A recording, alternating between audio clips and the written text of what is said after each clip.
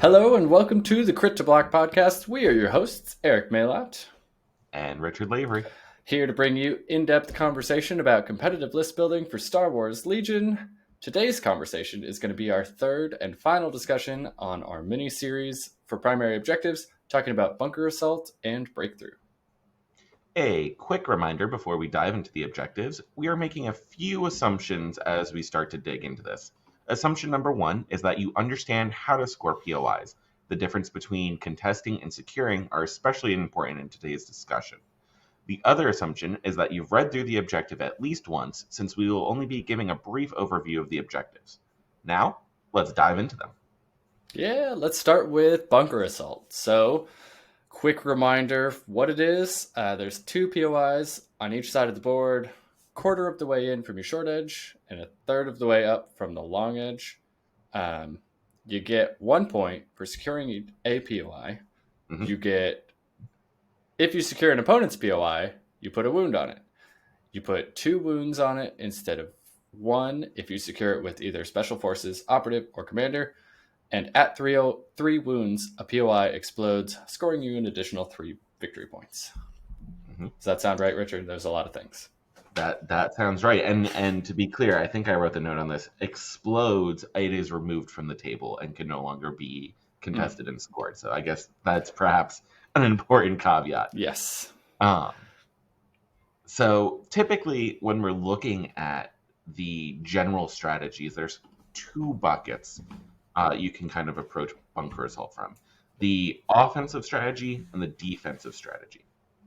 So on the offensive side, you typically leave minimal units to defend your points. Basically, 1 range 3 to range 4 unit to kind of sit on your point, still contribute their dice pool offensively, and just exist there.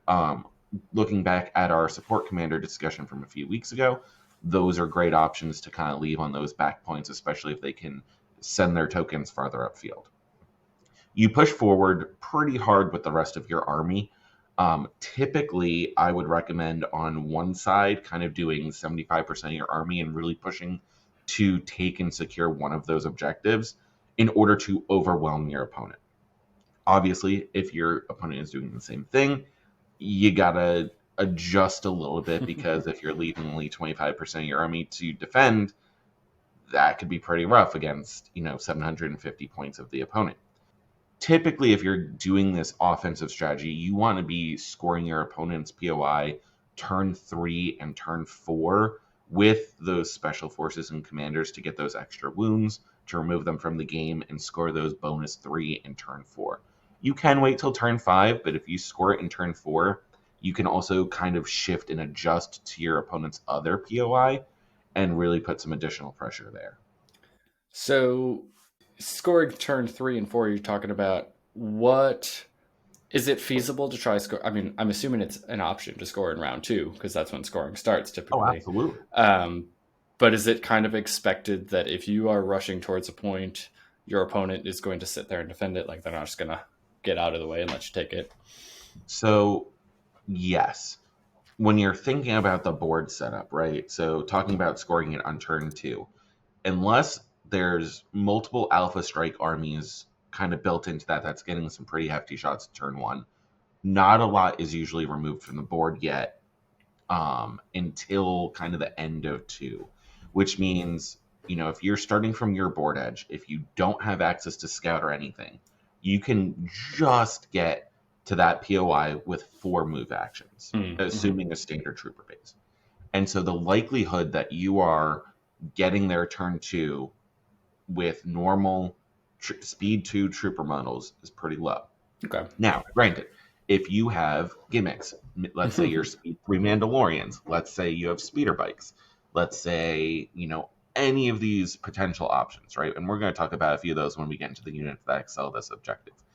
You can really push the dial on that a little bit more and get there and force the pressure turn 2 and force your opponent into more of a defensive game around their POI. We had a local tournament, not at the time of filming, I think it was 2 weeks ago in Asheville, and my game 3 I played Bunker Assault, and I was able to actually secure my opponent's objective on turn 2.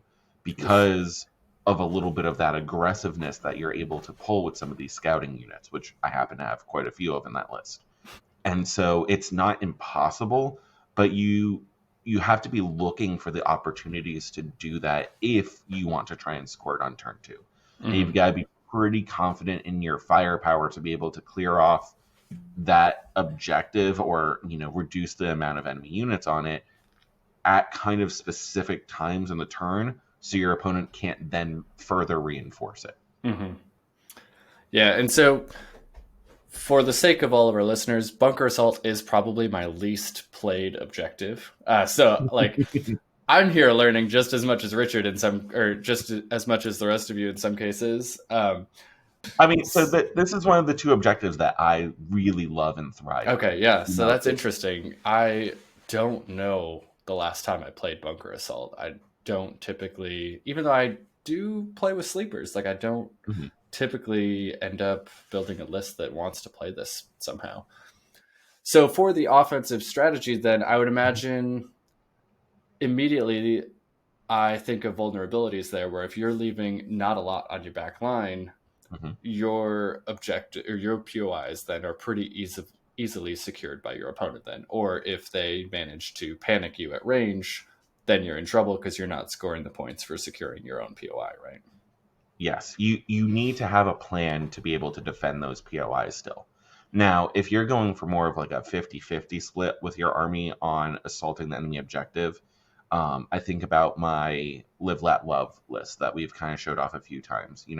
My back defenders are Cody, who's range 4, and my 2 ATRTs with laser cannons.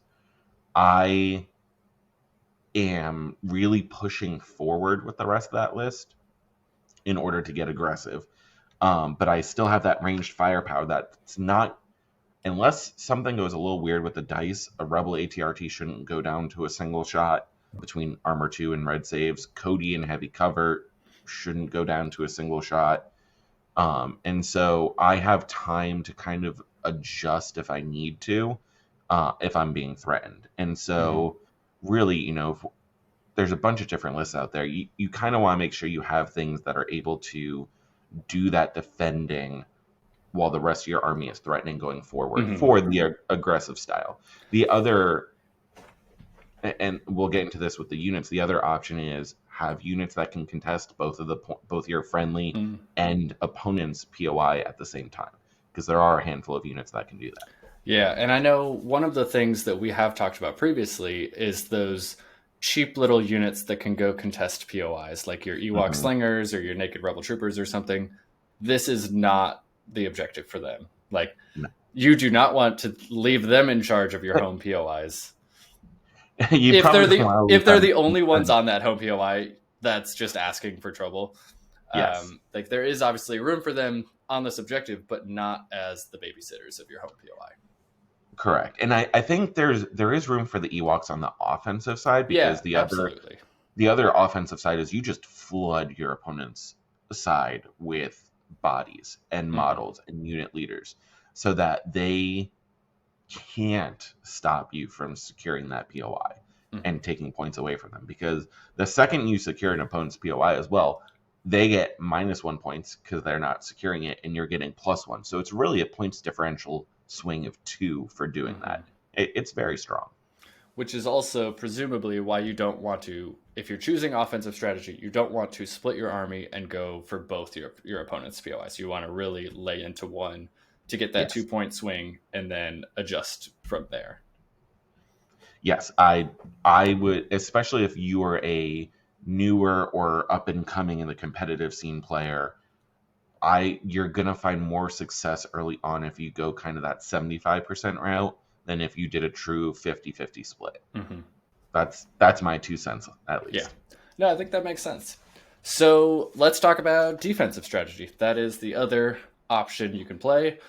That suggests to me that you are probably a gunline and you're just sitting there shooting things that want to come at your POI.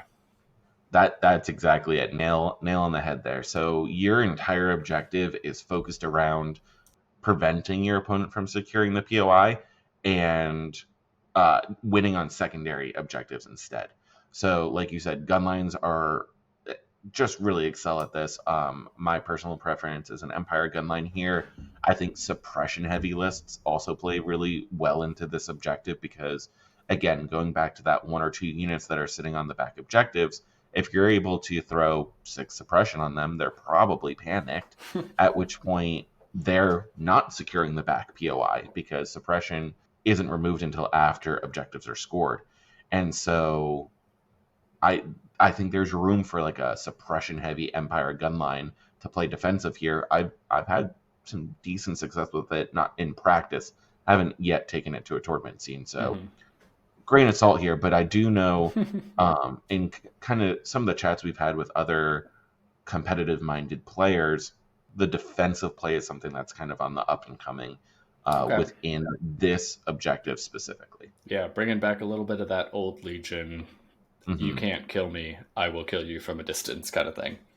Exactly. And then in that scenario, of course, you're focusing more on secondary objectives that cater to that gunline style. So your mark targets or... I mean, so mark targets is really good. Bringing them to heal could also be like exceptional, especially if you have that suppressive gunline. Yep. I don't hate sweep and clear as an option as well, although it's not my particular favorite. I'd rather see maybe a recon mission since your opponent is likely coming towards you anyway. Yeah, sweep and clear would be tough because the true money in sweep and clear is when you kill something from your opponent's territory, and it doesn't sound like that's going to happen. It is, but if you don't leave your territory, you can still score 2 VPs off of that. And again, if we're talking about an Empire gunline, you're bringing bounty as a keyword. And so you typically are going to have 1 to 2 potential VPs that you could pick up through the bounty keyword in addition to the normal mission objectives that are on the table. I'm just trying to do some quick math here. Assuming you hold your own POIs and do those 2 objectives from sweep and clear plus bounty, you're still only looking at like 6, 8, 9 points through 3 rounds. I guess by round 4, okay, that would get you to maybe 12. So I think it'd be 11. You're not looking to get to 12 if you're playing defensively, not often at least. You are looking to have parity on primary with your opponent. So as long as your opponent isn't scoring one of your POIs ever, right? You're keeping parity with them at least throughout. If anything, you're going up because you're suppressing your opponent so that they aren't scoring one of yours. Okay. And so in this way, it isn't the race to 12, it's a race to +1. Gotcha. So which I think is a key difference for a lot of people who are out there thinking, hey, you win this game by getting to 12 points. Let's get to 12. The defensive play style, it's doing something else entirely. And I think this is a good time to kind of point out, you don't always win this game if you get to 12. Also there's a local North Carolina player who, I love him. He has some of the worst luck I think I've ever seen. The man at the Cherokee Open averaged, I think it was like 11.5 VPs per game and still lost, I want to say 4 out of 5 games. Oh my goodness. He got to 12 in 3 of them, but his opponents got to 13, 14, and 15. That's just the reality. So I would recommend, especially for the newer players, don't focus on that 12 as a magic number. Focus on X plus 1, where X is equal to your opponent's VPs. As long as you are +1 on them, you're going to win the game, regardless of if it's 3 to 4 or 13 to 14. Cool. Yeah, I think it's interesting about the defensive playstyle for this objective in particular, where it's almost an entirely different game of Legion. Like the way you approach it is just very different from a lot of the other objectives. So let's talk about things that are good at it, I guess. We talked about gun lines. Empire, as it should be, is an especially good gun line when you build it out to be so. But also, as alluded, things that can contest both two POIs at the same time. That doesn't happen in too many objectives, but this is one of them, assuming the terrain allows it. So your AA5s, snail tanks, and I think that's it. I mean, no, there's more. So snails, the AA5 speeder truck, like you said, lats, gav tanks, the Lats can fit on AT 2 speeders. POIs here? They sure can. Wow. Okay, so they are Just actually barely. pretty close. Yes. So they are exactly range 2 apart from each other from center to center. Mm. There's about a quarter stick worth of distance that you get from just the size of the POI marker, right? It's Okay. about a base length. Then you have to be a half stick from that. And then Mhm. any of the bases like the AAT, the lat, the saber that are approximately one range ruler long are able to be within a half stick of each of those POIs, terrain allowing. Okay, yeah, that makes sense. Plus, Um, obviously, we have Bad Batch, who with Omega can well, Rebel contest at Bad range. Batch. Yep. Yeah, Rebel Bad Batch with Omega. They can contest 2 POIs at once here. What else do we have? I would assume if you want to play offensively, a nice big glow stick on a lightsaber user to go in and whack stuff. Always a good option. Absolutely. Yeah, anything that's kind of a hardy offensive special force. So Mandalorians, pretty much any Mandalorian operative. Din is really popular right now, so he is perfect for this objective. Like you said, anyone with a big glow stick. Um, anything that's going to be able to survive the punch because they're kind of going to be out on a limb doing that offensive attack. So anything that can survive the punch and then counter punch pretty hard is a good choice here. So ARC troopers would also fit into that kind of pool. Okay. The last option for what's really good here, I would say, is quantity over quality, kind of like what we were just talking a little bit about with the Ewoks. So Ewoks or Rebel Spam or droids, where you were just so overwhelming in activation count, and this is your like 14 plus activation count Mm-hmm. lists, where you don't care if things die, you're gonna be swarming both of your opponent's objectives, and they're just not going to be able to get rid of you fast enough before you gain a sizable VP lead. Mm-hmm. It's a lot of bears. I have nightmares about it. Or It's dreams. I don't supposedly know. it's really good. Yeah. I can't wait to hear a podcast from our friends about a certain someone's Gen Con experience. Yes. So that will be wonderful. All right, so let's, I guess, go through some examples of lists that work for Bunker Assault in particular. We are breaking our norm here a little bit, and I believe you have 2 examples for us.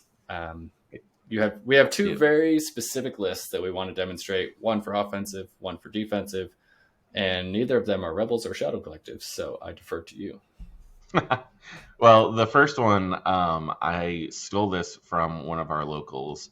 So the EXD list is Kalani with improvised orders and strict orders, 2 units of B1s with nothing on them, 2 super B or B2 battle droids with the ACM. They are not double stuffed.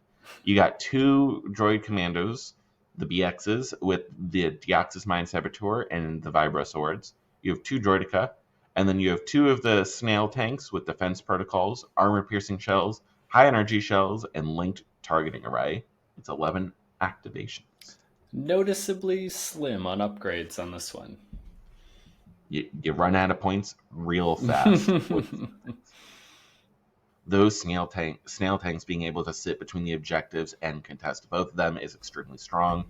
The snail tank brings a lot of firepower. The defense protocols makes them really frustrating to take off the board.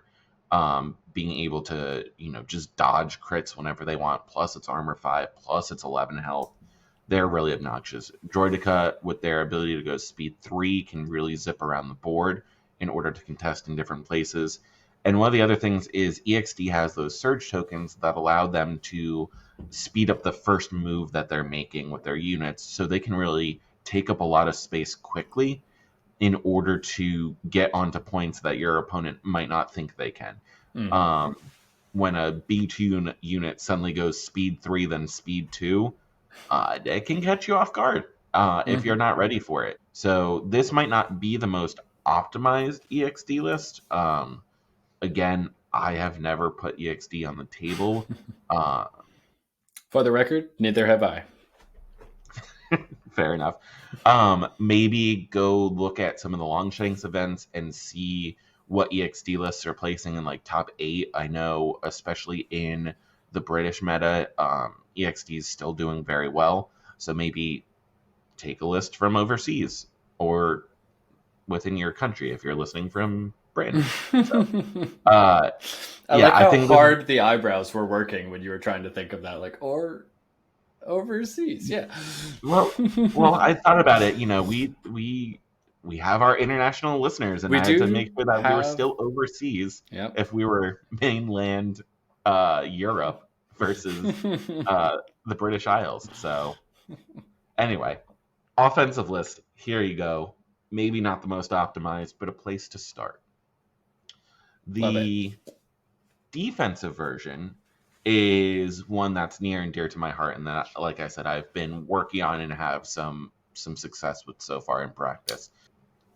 So the middle management pizza party is Director Krennic with improvised orders, strict orders, and electro binoculars.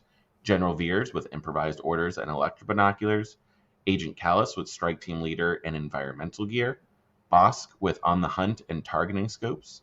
3 units of shore troopers with the T-21B, the extra trooper, and dug in. 3 mortars.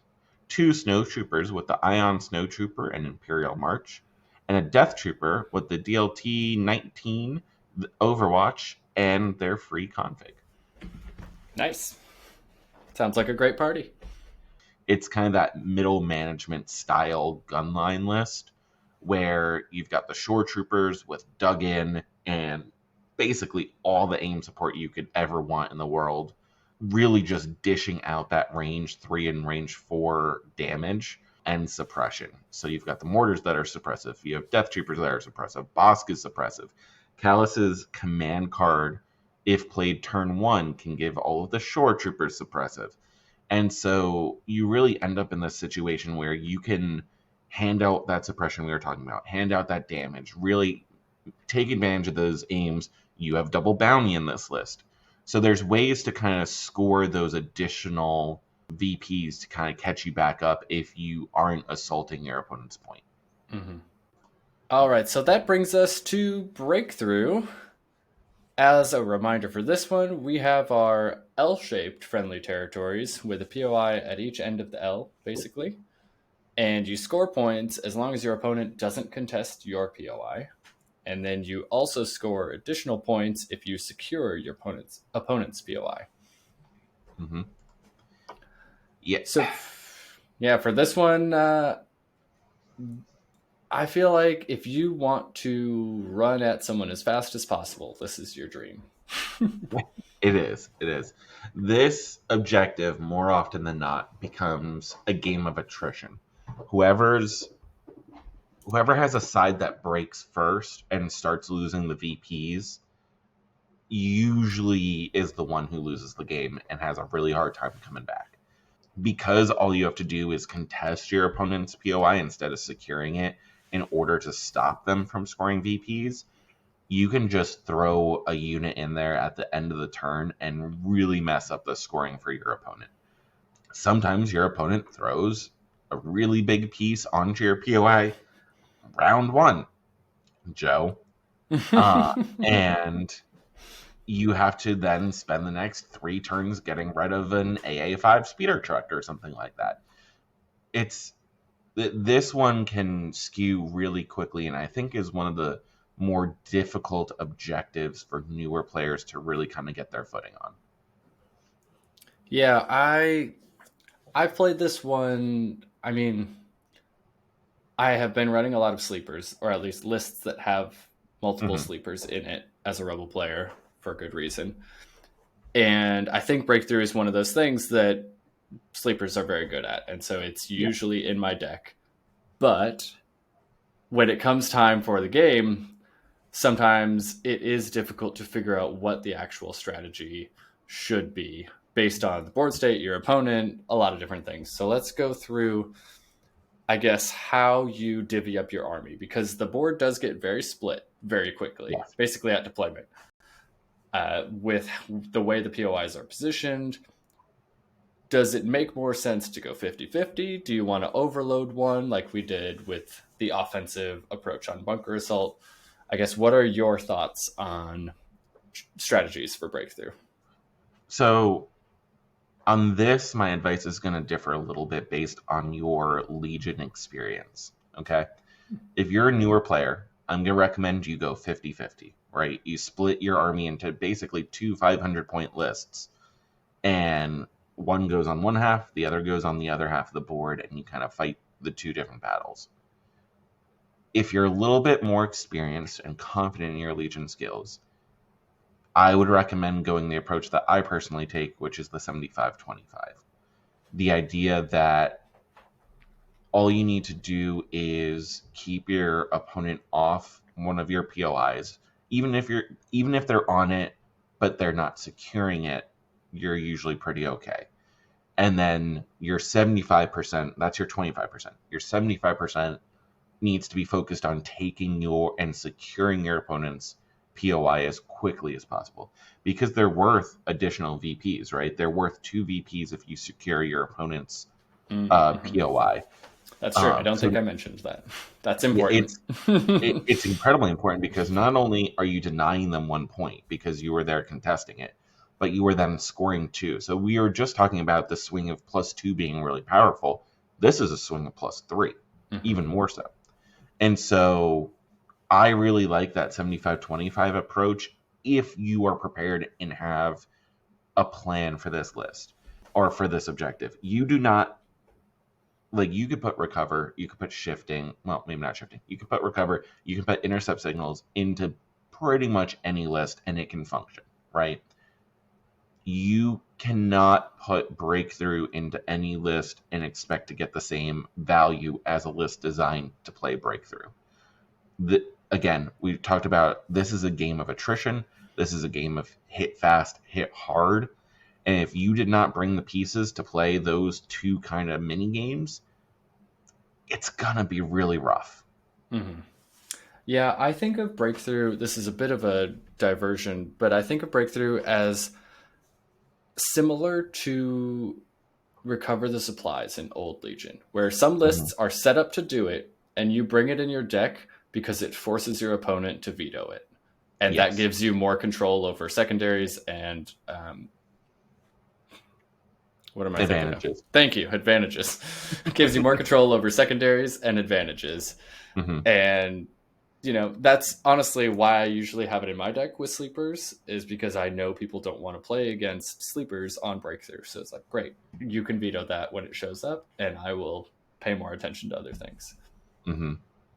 Yeah, if you're able to go up a single primary point in this objective, your life gets significantly easier because you can kind of play defense. You are likely to be going up another point because you'll be able, typically, it's going to be because you contested an opponent's objective. So now you're there, so your opponent has to dig you out of being there, which is a lot easier said than done most of the time.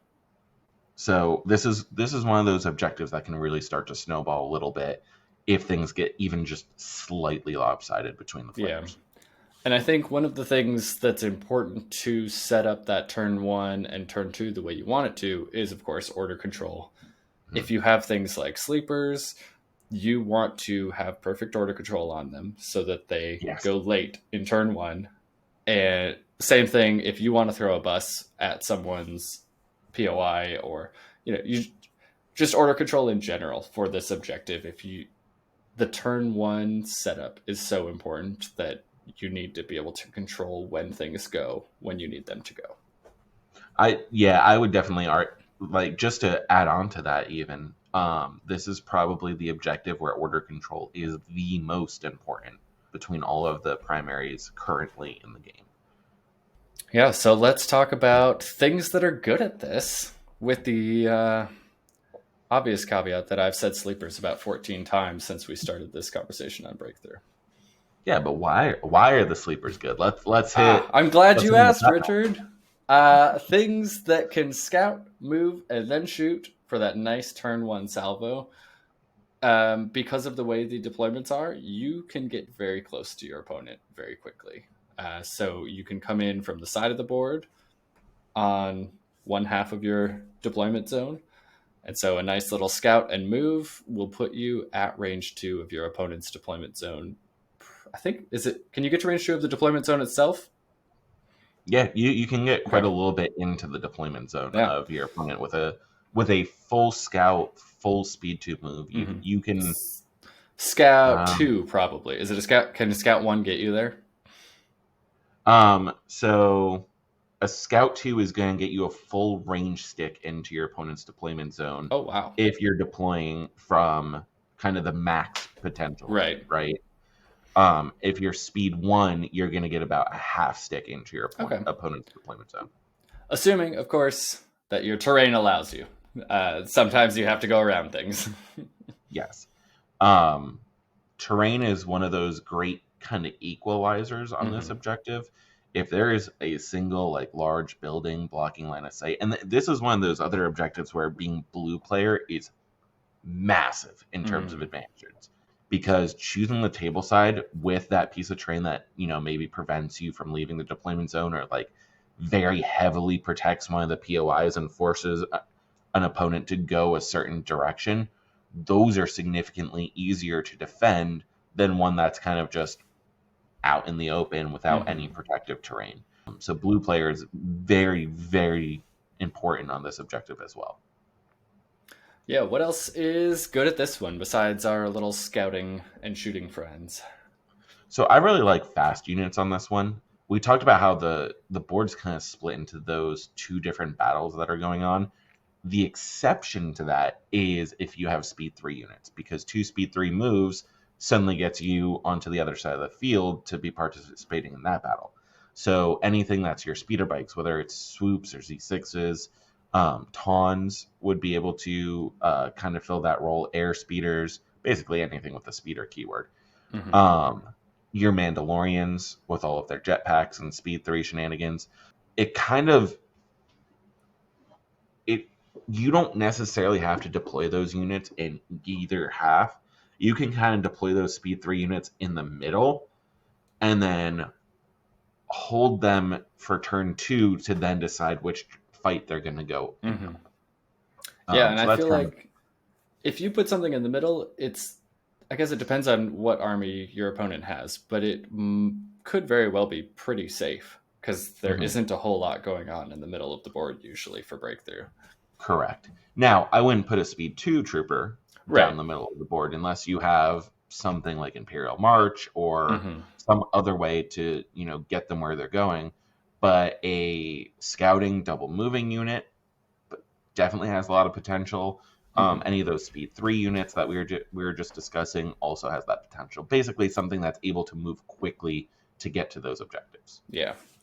And lastly, I think this is one of those objectives that a nice, durable red save unit goes a long way. Obviously, it's never good to die in Legion, but this objective is typically a battle of attrition, and keeping those units alive to contest POIs is especially important for this one because of the point swing that we talked about earlier, potential 3-point swing. All you need is that unit leader, potentially. So, absolutely. Okay, great. Eric, hit us with a list now. Yes. Share some. I will go out of my norm a little bit here, and I'm going to talk about a Brightree Village list. Give me a second to pull this. Ewoks. Supposedly, there's an Ewok list going around that I need to look it up still. That's apparently terrorizing everyone. So this is probably not it because I made this up myself, and I don't have a lot of experience with or against Ewoks. But I was toying with bringing Brightree to our local tournament in 3 days at the time of filming this weekend. Decided against it for a couple of reasons, but I still want to put something like this on the table. So it is, of course, C-3PO. We can go nowhere without our golden god. Han Solo with Up Close and Personal. Leia with Strict Orders and Portable Scanner. Logray with Improvised Orders and his secret ingredients. Wicket with Forest Dwellers and Tenacity. 1 unit of Skirmishers with an Axe. 2 units of Skirmishers with an Axe and Call to Arms. 2 Rebel Troopers, 1 with the SX-21, 1 with the Ion Gun. And then 2 units of Slingers, Super Slingers with Forest Dwellers, and 1 naked unit of Slingers. And to round it out, Chewbacca in his ATST. So 14 activations of little cuddly bears. And I think for the case of Breakthrough, I think it would make most sense to just kind of split them 50-50 and then just rush all the bears at people. Like, just kind of not necessarily concede the back points, maybe leave Chewie in the back to shoot things at range.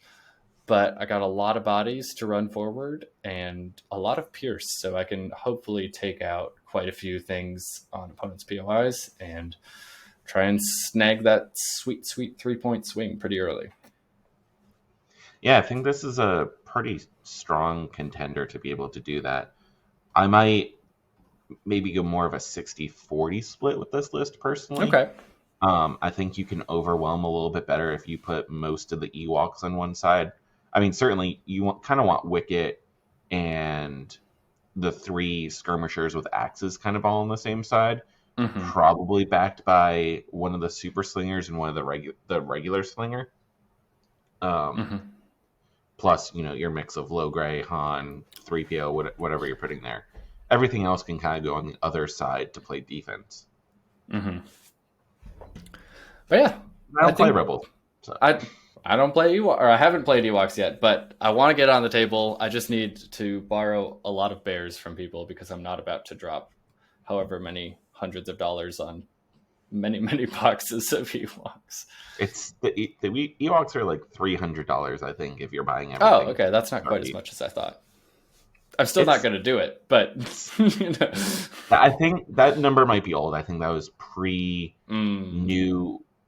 new prices post tariff world. Yeah. So, but yeah, I want to try it out, at least borrowing Ewoks. If I really love it, maybe I'll dive into buying a bunch of Ewoks and having someone else paint them for me. What have you brought us for Breakthrough today? We brought one of my oldest and most favorite lists, the Fast and the Furriest. Richard, I only see 3 units on that list building website that you're using. Yeah, you're absolutely right, because we are bringing Wookiee Defenders. This is a list near and dear to my heart that was effectively built for this objective. It is Chewbacca with Seize the Initiative, 3 Kashyyyk Defender Wookiees with Bowcaster and Recon Intel. That's the shooting Wookiees. And then it's 6 Noble Fighter Wookiees with the Battle Shield. Total of 10 activations. One of my favorite things about this list is you have full activation control every turn of the game. It's wonderful. And the Wookiees, with their free Speed 1 move if they lose a model, are one of those units where you can get on your opponent's POI turn 2, since you want to be double moving anyway for the most part with melee Wookiees because you have charge. With that Speed 1 move, you can really get 3 to 4 units onto an opponent's POI, and then they got to peel you off. And peeling off Wookiees is not the easiest thing in the world. This list, if I remember right, clocks in somewhere around 108 wounds. And so when we're talking about that game of attrition, it's difficult to get through all of that fur. Additionally, Chewbacca and the Bowcaster Wookiees all have Pierce, so they're really good at defending the home objectives if they really need to. The shooting Wookiees and Chewbacca can all throw hands in melee pretty effectively. A black and a white surge to hit for the shooting Wookiees is no slouch in melee. Chewbacca is that 4 red with lethal.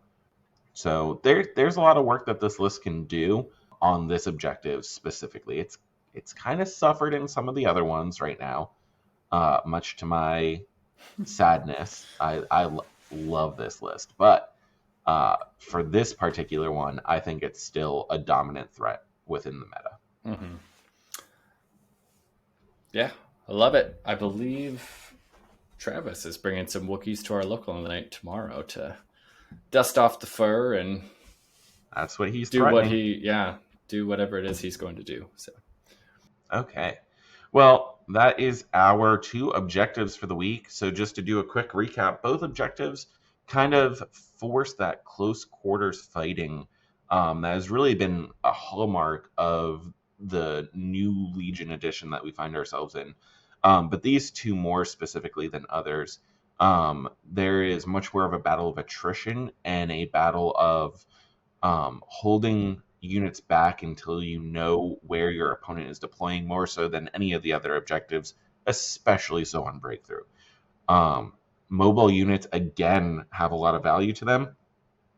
Being able to either redeploy onto a different part of the board on breakthrough or to get some additional kind of cheeky contesters in the late stages of the turn in Bunker Assault. So yeah, that is our conversation on primaries. I hope love you it. all have taken away something helpful from it. I hope so. I believe our next episode will go back to a random topic of sorts. Mm-hmm. We will eventually go into secondaries in a similar mini series fashion, but not quite yet. But that does bring us to stuff we're into. Mm-hmm. Richard, how have your 2 weeks been since we last recorded? Have you been into anything cool? There has been a lot that has happened in the last 2 weeks. Some of it good, some of it not so good. But I think the thing that I'm most into right now is getting brand new baby pictures from my sister who gave birth at time of filming 2 days ago. So I've got a niece. She is the cutest little baby girl in the world. I'm so excited. I can't wait to meet her in person the next time that I travel up north. That can't possibly be true, Richard, because my daughter is the cutest baby in the world. Listen, I've heard she it is. many She's times. she's adorable, but she's not a baby anymore. I don't think, That's right? true. Yeah, she's going to be 2 in a few months, so I suppose she's not a Yeah, baby. she's approaching toddler.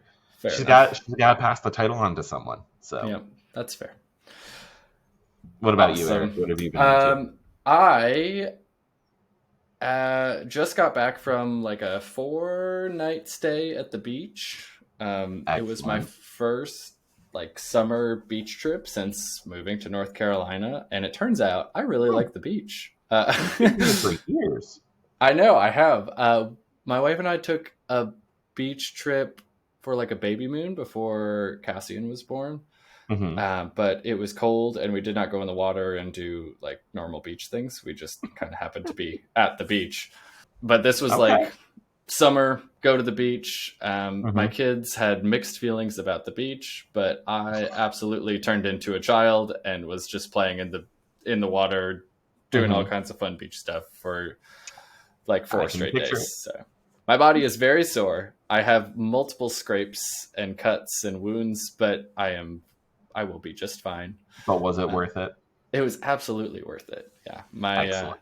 my brother-in-law and I were playing just football on the beach, and the first day, of course, was when I was at the height of my energy, and I was Mm-hmm. just like Mm-hmm. diving around for footballs and catching stuff. Yeah, And of it course. turns out there's like seashells and stuff on the beach, and they just cut me up to pieces all over my back, and so, but it's fine. Well, as long as you had fun. I made some amazing catches. I'm not gonna lie. Absolutely, Listen, no one saw them, but it was worth well, that's a shame. I was about to ask if anybody got it on video, but well. it. So yeah, I'm apparently a big fan of the beach. Will be going back. Great. Well, before we round out the episode, then, a quick channel plug. If you want to reach out to us, feel free to send us an email at critoblock@gmail.com or reach out to us in the comment section, Discord, Carrier Pigeon, or whatever method really works best for you. We appreciate everyone who's reached out so far to show their support. It does really mean a lot to us and helps motivate us to keep making content for y'all. So keep doing Absolutely. it. Yes. We love hearing feedback, good or bad. We are, of course, very new at this. So if you have constructive feedback, we're here for it. If you just want to tell us how great we're doing, I'm here for that too. Okay, I think that's a wrap then, Eric. That is a wrap. So with that, don't forget